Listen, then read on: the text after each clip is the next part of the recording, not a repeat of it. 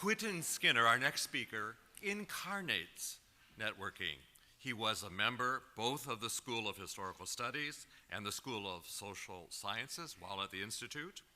His professional academic life has also been a networking among different disciplines and fields, having studied philosophy and written on philosophy, intellectual history, painting, as well as a host of other related humanities and social sciences. He is in almost every respect the consummate networker intellectually. Today he's going to talk about freedom. How should we think about freedom? So with that, I have the pleasure of introducing our second speaker, Quentin Skinner. Thank you. Thank you very much. Thank you.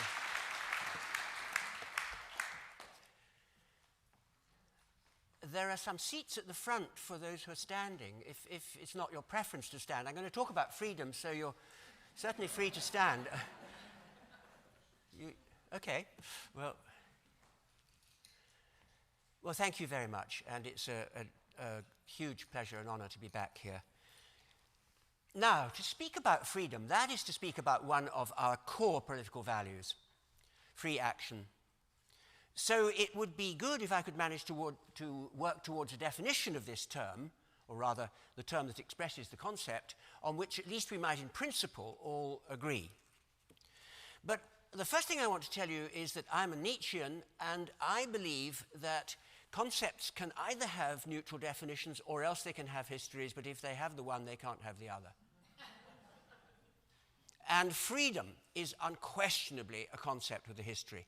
After all, the meaning and the application of this key term in our moral discourse have been contested throughout the history of the modern world. So there's no hope of doing what my colleagues in political science try to do, I hope they're not here, which is to work towards an analysis that we could in principle agree. We can't do that. So it's a methodological question then, so what should we be doing? And the answer is we should be doing history. The only way to get at concepts like the notion of social freedom is to see how this idea has developed in our culture, to see how rival readings of the concept have been contested, how different understandings have emerged in this battle of concepts, which is the history of moral and political philosophy. And so that's what I'm going to try to attempt this evening. Obviously, though, that's a vast undertaking, and I've got to try and bring these materials under some kind of control.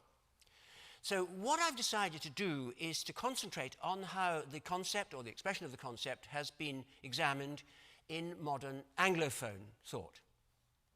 Now, that is not necessarily because I think that the Anglophone case is the most interesting one.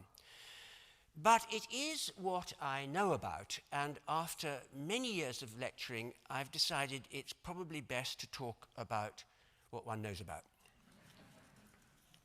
But now, in case that may seem too parochial, just to take the Anglophone case, I should say what is obvious, and it's partly obvious because of the role that this particular country has played in the modern world, and it's an Anglophone country. It so happens that the Anglophone understanding of this concept has become of surpassing importance in current times. Now, within the Anglophone tradition, the earliest treatise in which the concept of civil or political liberty is systematically analyzed is also, as it happens, perhaps the most important work of Anglophone political philosophy, namely Thomas Hobbes's Leviathan, first published in 1651. Chapter 21 of this great work is entitled Of the Liberty of Subjects, and that chapter really inaugurates the modern debate about social freedom. So I'm going to start with it. Now, a further merit of starting with Hobbes, this is always true in Anglophone political philosophy, is that his understanding of this particular concept, that of civil liberty, turned out to be extraordinarily influential. So that his analysis is also an extremely familiar one, as you will see if we look at my first slide. As you see, I've called this the liberal concept, and as you also see, it's an extremely simple concept. It just has two components. It proposes that for an individual to enjoy freedom as a citizen of a state, there must be first power on the part of this individual to act in pursuit of a given option. Option might be too broad, so let's just say an alternative. And secondly, there must be no interference with the exercise of this power by any external agencies. So let's just take these two ideas in turn. First of all, power. This is not a lecture about power. That would be perhaps a more important lecture to give, but notice that I'm going to talk now about power, but subsequently about freedom. There's a huge question, of course, about how we want to nest those two concepts. Now, Hobbes insists on that very question, and I think valuably, that it makes no sense to talk about freedom of action except in relation to your having a power to act. So if you lack the power to act in a certain way, I don't know what, the power to walk on water, shall we say, then Hobbes would say, well, you're neither free to walk on water, nor are you unfree to walk on water. The question of freedom does not arise, and that is because you are powerless to walk on water. So questions of freedom are always nested within questions about power. Foucault's point, or rather Hobbes's point, taken from Hobbes by Foucault. And to put this point the other way round, which will thereby bring out its significance, if you are unfree to act in some way, that must be because you have been disempowered. Okay, so there's the proposed relationship between power and freedom. That unfreedom is your having been disempowered by some identifiable external agencies. Now I turn to the second component of the idea. The claim here is, in effect, as you can see, how to understand the core idea of disempowerment. You're said to be disempowered and hence unfree if and only if some other agency, we want to keep the predication wide, some agency, could be a natural agency, human agency, if this agent interferes with you in the exercise of a power which counterfactually you possess. So on this analysis, you can put it very simply indeed, what is social freedom? It is absence of interference. Good. I've been making my debut as a teacher in an American university this semester, so the question is, well, what grade would you give that? I think that's a B so far. That does not get us very far, because if freedom is absence of interference, it turns out, freedom being a negative concept, we want some positivity in here. It turns out that what we really need to understand is the concept of interference. What do we mean? Interference, that's not a clear concept. Well, of course, Hobbes has thought about that. He's not a B student, and here it comes. According to Hobbes's analysis, an external agent is said to interfere when they act upon the body of an individual in such a way that an action counterfactually within the power of that individual is either prevented or compelled due to the application of physical force by the external agency in such a way as to render the pursuit of an any alternative impossible. Hobbes summarizes in chapter 21 of the Leviathan, freedom is simply the absence of external impediments of motion. So there's the Hobbesian analysis. Let's contemplate it, if I may ask you, for a moment. And as soon as you contemplate it, you will notice that it contains a massively counterintuitive implication. It's said to be only bodily interference that takes away freedom of action. And the implication, obviously, is that if it's only your will and not your body that's coerced, as, for example, if you obey the law for fear of the consequences of disobedience, then on this analysis, when you obey the law, you nevertheless act completely freely, and you're completely free to disobey. As Hobbes summarizes again, chapter 21, fear and liberty are consistent. Now, that's obviously counterintuitive, but Hobbes really means it. And he illustrates it, or you can illustrate it. He doesn't happen to take this example, but it's very common in 17th century philosophy, and John Locke explicitly takes it in his treatises of government, that of the highwayman who points the gun and says, your money or your life. Now, Hobbes says, when you decide to hand over your money don't forget you were offered a choice. You could have handed over your life, so when you hand over your money, don't say you didn't act willingly. You had a choice, and freedom is choice. Hobbes has a very nasty joke at this moment. He says, when you think about it, you act in this type of case not only willingly, but very willingly. Now, that way of thinking about social freedom is at large in political philosophy in the Anglophone tradition at this day. And indeed, it is the approach adopted in two of the most ambitious recent works in the analytical tradition on the theory of freedom. I'm thinking of Ian Carter's book, The Measure of Freedom, 1999, or Matthew Kramer's major treatise, The Quality of Freedom, 2003, which would, it's a very important book. It would be even better if it had less criticisms of me in it. But my point is simply that this genealogical strand comes right down to our time. There are Hobbesians. Okay, that may be so, but the immediate reaction to Hobbes' theory was that there's something obviously wrong with it.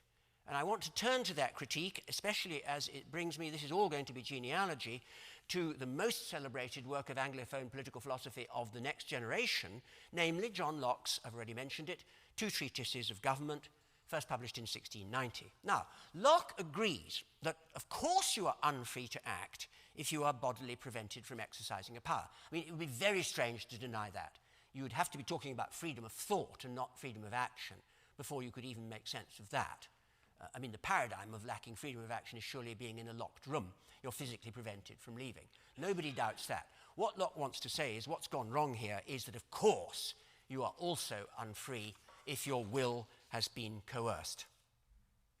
Here is Locke, paragraph 176. Should a robber break into my house and, with a dagger at my throat, make me seal documents to convey my estate to him, would that give him any title?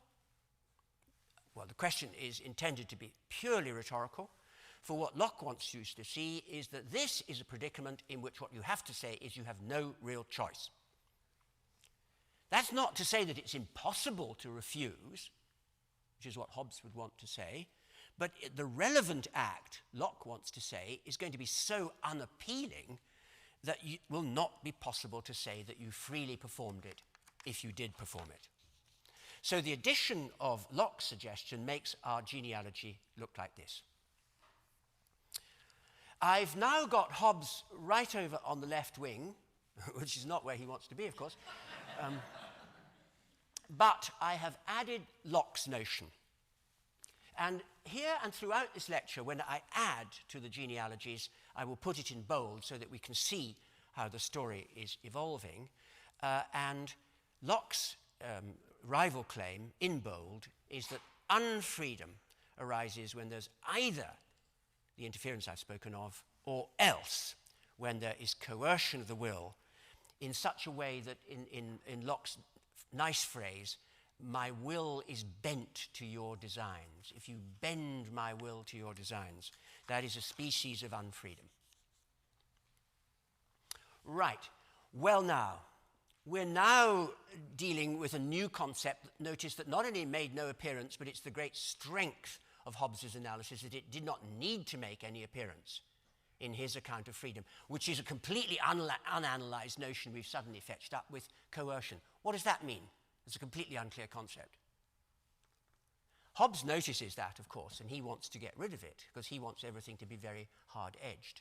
But if you think that the Lockean story is intuitively appealing, which most of us surely would, then you've got to think about coercion. That is what it turns out you've got to be able to grasp above all.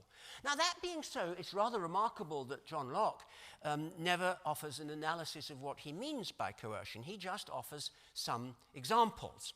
I list them from paragraph 222 of the second treatise: threats, promises, offers, bribes. These are all means, he says, of bending the will. Well, if you meditate for a moment on that list, you're going to see, aren't you, that we have to have an analysis. I mean, they may all be bendings of the will, but are they all coercive? I mean, take the case of the politician who accepts a bribe. A bribe is one of Locke's examples of bending the will. But in a court of law, when the politician is up for having accepted the bribe, if he says, well, look, it was so enormous, I really had no alternative, that's not going to work, is it? And so what that shows us is we need an analysis of what forms of bending of the will are to count as coercive. And as I say, Locke doesn't provide that. And as far as I can see, the earliest legal philosopher in the Anglophone tradition who does provide it is Jeremy Bentham, in his treatise entitled On the Limits of the Penal Branch of Legislature, which was written in the early 1780s. So my genealogy is now moving from the late 17th into the late 18th century. Well, Bentham proposes that we need to distinguish between two ways in which you might bend someone's will. One is that you might promise them a reward for compliance with your will. Now, if they refuse that, they are no worse off. Now, contrast that with the case where instead of promising them a reward for compliance, you promise them a penalty for non-compliance, so that if they refuse, they will be worse off. Now, Bentham's proposal is that we can properly speak of coercion only in the first type of case. And the reasoning is that in these cases, the action becomes, a nice phrase he uses, ineligible. That's to say, you would never freely choose to perform this action simply because it would leave you worse off, and in certain circumstances, very much worse off. So if you perform it, there must have been duress. And so that's coercion, by contrast with the first type of case, which he calls allurement. So you have duress versus allurement. Now, actually, that doesn't quite work, I think, because there can surely be promises of benefits that we might nevertheless want in a course of law to call coercive.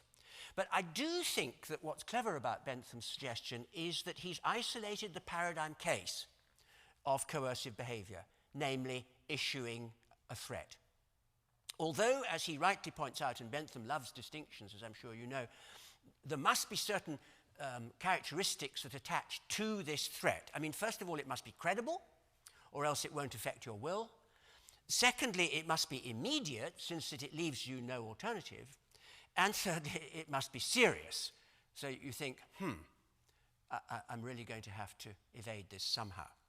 Now, if you can't evade it and have to act, you have acted under a threat such that you have unquestionably been coerced.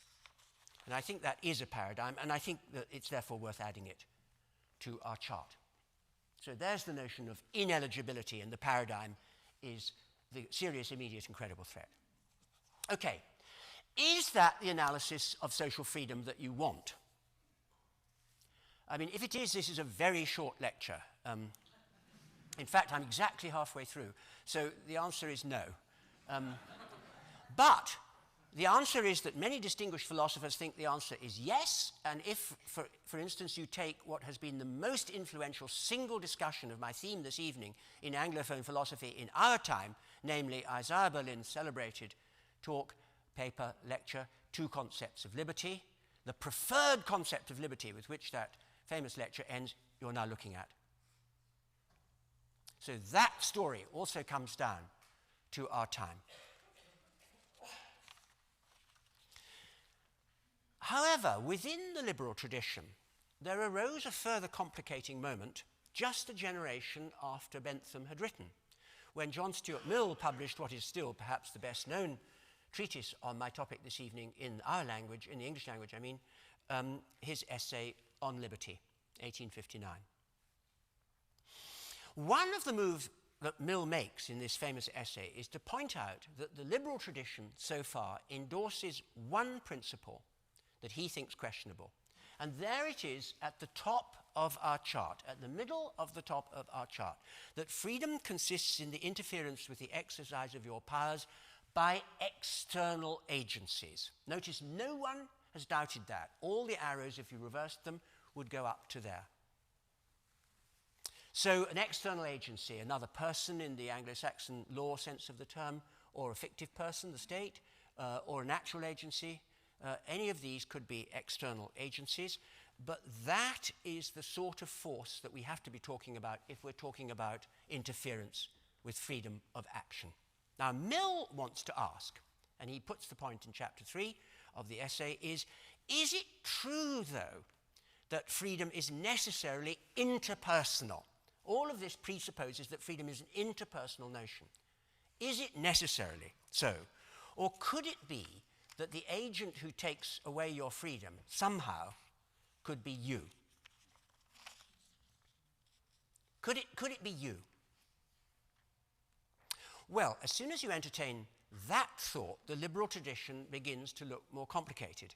And that complication is what gets developed in later 19th century social philosophy, as successive attempts are made to make sense of this extension of the notion of interference. So here it is. We're now entertaining the thought that it may not be an inherently interpersonal concept, but that the interference might be by the self-preventing or compelling action due to the operation of, well, what? That now is the question. How could you make sense of the thought that the self could undermine the freedom of the self? I mean, what notion of the self have you got here? Well, this is now where we enter really deep philosophical waters. And some very interesting work has been done on the issues about personal identity, which are here presupposed. I'm going to be very schematic here and simply say that we can distinguish, I think without being overcrude, three answers to that question, which became a deep preoccupation of social philosophy in the generations after Mill. Here is one thought. The impact of an overpowering emotion. Now, this thought is certainly present in Mill, but this is an ancient thought. This is a Platonist thought. This is a thought as old as the Timaeus. The key suggestion being in the geography of the soul that you find in that great work, that the will can ally itself either with the passions of the soul, in which case the resulting action will be an expression not of freedom, not of liberty, but of license, or the will can attach itself to reason, in which case the will can attach itself to reason, in which case the resulting action will be a case not of license, but of genuine liberty. So notice the intimate conceptual connection here suggested between freedom and reason. Only actions undertaken out of reason on this account are free. Now, that doctrine tends to be associated above all with the philosophy of Kant, but as I've said, it's a classical view, and it's strongly present throughout what's sometimes called the rationalist tradition in early modern philosophy. For example, it's a central doctrine of John Locke's essay concerning human understanding, that we are born free as we are born rational, as he says. But I don't think that's the proximate source of Mill's insight. Rather, I think Mill is moved by the thought that, as he says at the very beginning of his essay, in our day, he means mid-19th century Britain, the yoke of law is lighter, but the yoke of opinion is heavier than hitherto. And I think that's right, that in the earlier discussions I talked about, the usual enemy is the state, and we're thinking about ourselves as subjects of a state, as Hobbes says, the liberty of a subject, and the relationship is one of law. But Mill, like his elder contemporary Tocqueville, is much more impressed by the capacity, which is hardly mentioned in early modern philosophy, early modern legal social philosophy, of civil society itself to become an agent of our unfreedom by demanding conformity to its conventions and norms. And so the thought is that the way that you could render yourself unfree would be by inauthentically internalizing those conventions and norms. Here's how Mill puts it. I'm quoting chapter 3. The people of England think themselves free, but they choose what is customary in preference to their inclinations until it does not occur to them to have any inclinations except for what is customary. Then the mind itself becomes bound to the yoke. You've created your own unfreedom. Let me round off this part of the discussion with a third possibility, although this will for a moment cause me to skid off the purely Anglophone tract, but here it is. The capacity that you have to undermine your own freedom of action by acting falsely to your real interests, to your human interests.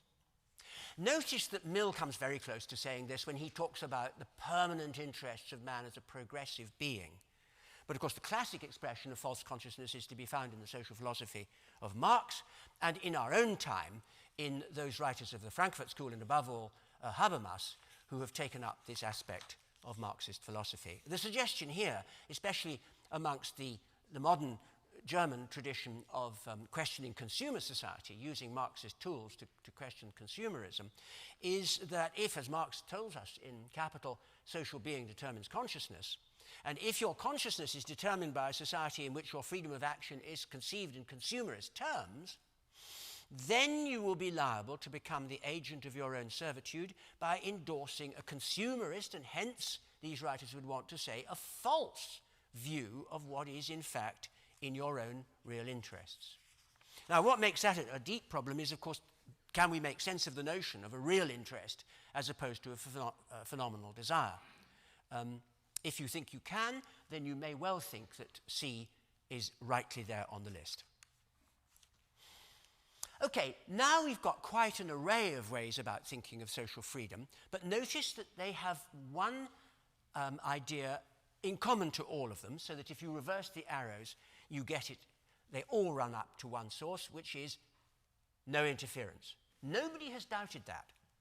Everything goes back to that. But towards the end of the 19th century, which is where my genealogy has now reached, a number of Anglophone political philosophers began to argue that this analysis that we're looking at is kind of radically incomplete. It has somehow missed the point.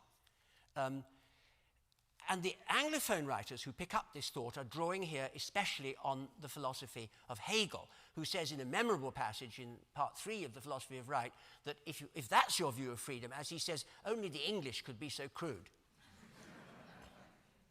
This hasn't started, is what the Hegelian story wants to say. And that is because, they insist, this idea that freedom is a negative concept, that it's marked by an absence, no interference, hence a negative concept, this is the negative moment in a dialectic. Freedom is a dialectical moment, a dialectical concept. And what we have to ask is, what do we want this absence of impediment for? What's it all about? And that's what this doesn't address. Well, you might say, well, it does address it because it's at the top of the chart. It's given alternatives. Furthermore, you might think that it's the glory of liberal political philosophy by contrast with Hegelian or indeed Marxist philosophy that it takes very seriously that the aspiration when we're talking about freedom is to leave you to do what you desire, as long as Mill says, it's within the bounds of the harm principle. So the freedom is filled out, the liberal will want to say, because it's filled out with the notion that freedom is doing what you want. The Hegelian answer, as you know, is very different, and it remains with us in social philosophy to this day. According to this rival view of things, you want your freedom not merely in order to be able to act at will, but rather in order to act in such a way as will realize the essence of your nature. Well, there you are staring into another huge a philosophical abyss. And also notice we're now looking at a wide conceptual gulf which is opened up between this and the freedoms that I've so far talked about. So far we've talked about freedom as a negative concept, but here is an attempt to give it a positive content. So nothing to do with non-interference. Freedom is about self-realization.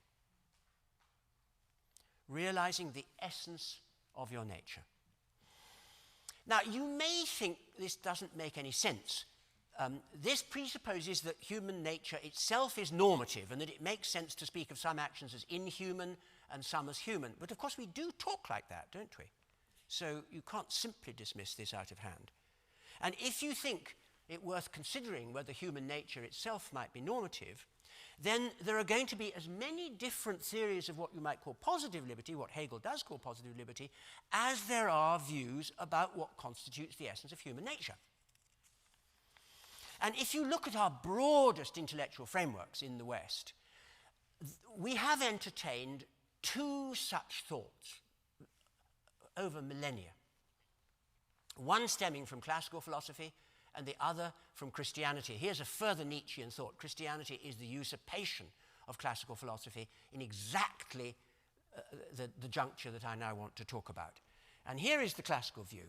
The Zoon Politikon, Aristotle's claim, man is the political animal. You realize your nature most fully and are therefore most a free person when you devote yourself to the exercise of your talents in the public sphere. But of course, according to the Christian view that subverts that, what Nietzsche wanted to call the slave morality that subverts this image of public service in classical philosophy, we realize our natures not in the service of the community, but in the service of God. And it is in the service of God, here's the Stoic paradox, it's in the service of God that you attain perfect freedom. So there's Luther's idea of the freedom of the Christian. So there is the rival thought. Now, obviously, that second thought is not a political one at all, but if you go back to A, you come to the heart of positive theories of freedom, and as I say, they're with us in our time. The most celebrated philosopher who has articulated exactly that view of freedom is, of course, Hannah Arendt, especially in her book Between Past and Future. I quote her, "Freedom consists in politics." Freedom consists in politics. How is that? Because the activity of self-government and the virtues that that requires is the activity in which we most fully realize our natures, and freedom consists in that realization. Now, of this classification, and indeed of all of them, I want to say that I'm not suggesting that I've said anything exhaustive here, and indeed the very notion of an exhaustive classification is obviously absurd. All right, I want to pause at this point because I think it would be quite generally agreed in contemporary political philosophy that we are now looking at about as full an account of different views of social freedom as could coherently be given. But why I'm standing here this evening is that I still think the story hasn't got going. I think that none of this is what we should be talking about. And I want to end by saying what I think we should be talking about. I promised to speak for 45 minutes, which is what I shall do. We started 5 minutes early, so I have 10 minutes to go. Don't worry, I'll make it. Look, I can begin to suggest what's still missing by going back to Hobbes. You need to know something about Hobbes which his commentators don't usually tell us, which is that when he says freedom is just no interference, this is a phenomenally contentious claim. What he's trying to do is to discredit a rival theory in which freedom had been conceived in completely different terms owing everything to the text which I've come to think is really the founding text in legal philosophy of our culture, and that is the Codex of Roman Law. That is not a contentious claim. I mean, everybody agrees that that is the founding text of our legal arrangements. Now, the digest of the Roman Law starts by making the most basic distinction you want to make in law, which is who's subject to it. And so it starts with the distinction between two types of personae, the persona of the free person, the liber homo, and the persona of the slave. And according to this view, of course, anyone who is a slave is ex hypothesi unfree. If you don't agree with that, you've lost your grip on a concept. But the question is, what makes a slave unfree? Now, don't answer being coerced. A slave who only ever does his or her master's or ruler's, remember, bidding, might never suffer any coercive interference whatever, or indeed even any threat of it. So what makes that slave unfree? And the answer is, as the Roman law expresses it, the mere fact of having a master is what makes you unfree, because that is what it is to live in dependence upon the arbitrary will of someone else. And that is slavery. What slavery is and what makes a slave unfree is nothing to do with being interfered with, which may or may not happen, but this. And that's how we should think about social freedom.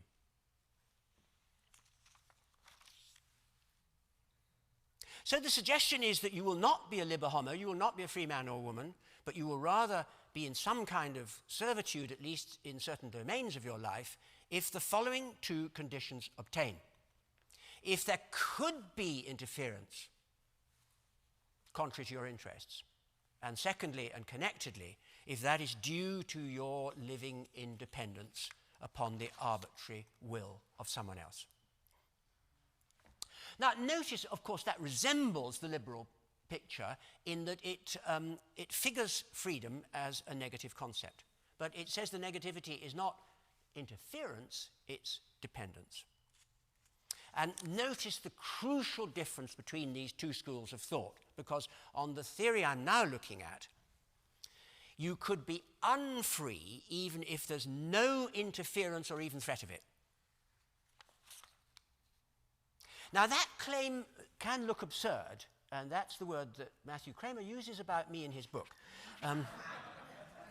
How could there be loss of freedom when there's no interference? Well, the Neo-Roman answer, or rather two answers, is as follows. One, the mere fact of living in dependence on somebody else's will takes away autonomy, because you never act freely. All your actions, as a matter of fact, have the character of permissions. So you have servitude in that domain. But secondly, and crucially, no one could live for very long in this existential predicament without realizing that they had. Of course, you could. In a slave society, you might be born a slave and you would only come to see all this. But you couldn't live for long without seeing all of this. But as soon as you see all of this, you're going to self-censor, because you are sure drastically to limit your own range of freedom of action. Now, the way that that works, here's the thought, is that if you are in any domain of your life at someone else's mercy, what that means is you've no idea what might happen to you. Maybe nothing. Maybe it's all right. But you don't know. That's the horror of slavery. You don't know what might happen. Anything could happen. But if that's so, you're going to make it a major project in your life to try to keep out of trouble. And the way to do that is to self-censor. You're going to find out what you think is wanted. You're going to do exactly that. You're not going to do anything else. It's just like not having tenure. In fact, it is not having tenure. That would be a very good example. You're going to self-censor in the name of not getting into trouble in circumstances in which you are in someone's power. So for this tradition, here's the big question. Well, this has been the main story in the modern West about social freedom, but this story never really died. There's a kind of rocky descent, and it's a revolutionary theory that we're now talking about. And the first revolution in which it became central was the English Revolution of the 17th century, and here is the first answer that's given. All who live as subjects of monarchs live as slaves. This is James Harrington's view, the greatest of the English Republican writers, very influential, of course, in this country in the 18th century, in his Oceana. Why? All monarchs have prerogative powers. They have discretionary executive powers. But discretionary executive powers are arbitrary. They are somebody's will. But to live subject to somebody's arbitrary will is what slavery is. So you can only be free in a republic. Here is a second answer, which became very important with the rise of the European empires in the early modern period. All who live in colonies under imperial powers live as slaves. The core of the argument of 13 colonies in 1776 was that if you are governed and especially taxed by a colonial power but have no representation in the legislative which is imposing those taxes, that is to say that you are wholly dependent on the goodwill of that legislative for the level of taxation imposed. But, the colonists insisted, that takes away liberty, because that leaves you at the mercy of the imperial power. As Priestley was to put it, if they can take what they want, they could take your last penny. Now, the reply of the British government was to say, but you can trust us not to. It's what Tony Blair always used to say, trust me. And you think, what?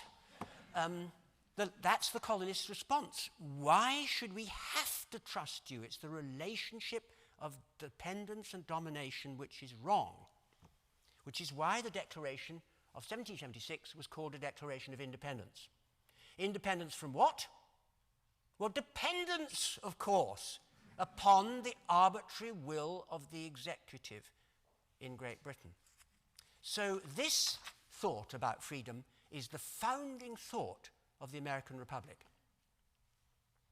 Here's another point that became extremely important in the revolutionary decades immediately following. All women who do not have independent means live in the manner of slaves. That is the thesis of Mary Wollstonecraft's extraordinary text of 1792, The Vindication of the Rights of Women.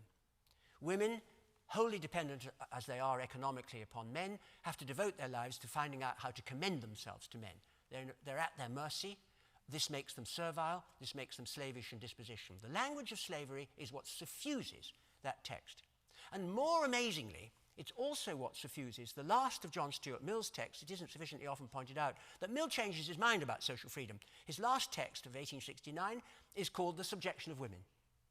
And he says of the fact that in the English law of the time, no woman had the power to make a will. Notice the deep pun. How can she have a will if she can't make a will?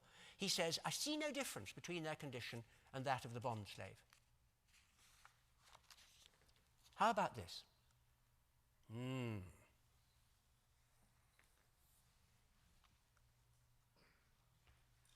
What about if you employ illegal immigrants?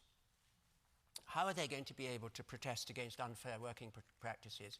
It's not going to be possible. The condition of dependence is too extreme. How about this? Turns out that a number of democratic states are practicing, without the consent or even knowledge of their citizens, systematic powers of surveillance. The government of my country, in admitting to the use of these powers, has said two things that seem to me well worth noting.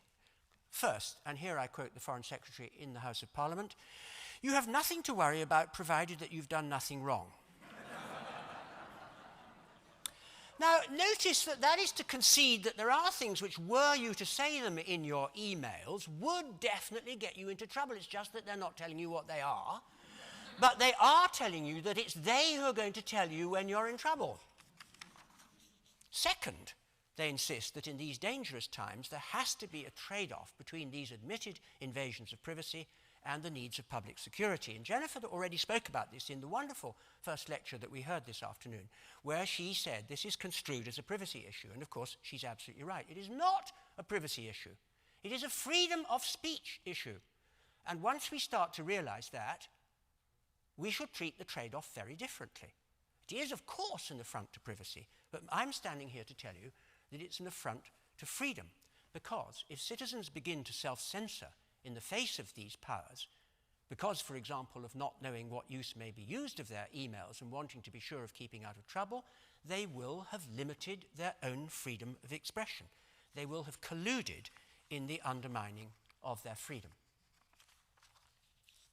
Well, on that gloomy note, I draw to a close. Our freedoms are in jeopardy, but I just want to end by making 2 points about my complete chart, which is what you're now looking at, and I'll leave it fully complete, that's to say remove all the bold type, and see how it looks. I just want to make 2 concluding points here, and then I end. One is that as far as I can see, all 3 of the species and all of the varieties of those species of views of freedom that I've talked about this evening are coherent on their own terms. But, as you can very easily see with the or, they are not mutually compatible. You've got to choose. So here I leave you with this thought. Which view should you embrace? Now, here's the most important thing I want to say, which is that I have not come here this evening to this greatest of research institutes to tell anyone what I think they should think. What I've tried to do here is what Wittgenstein used to call assembling reminders. In fact, if you think about it, you probably knew everything that you're looking at. I've assembled these reminders for you in a certain way.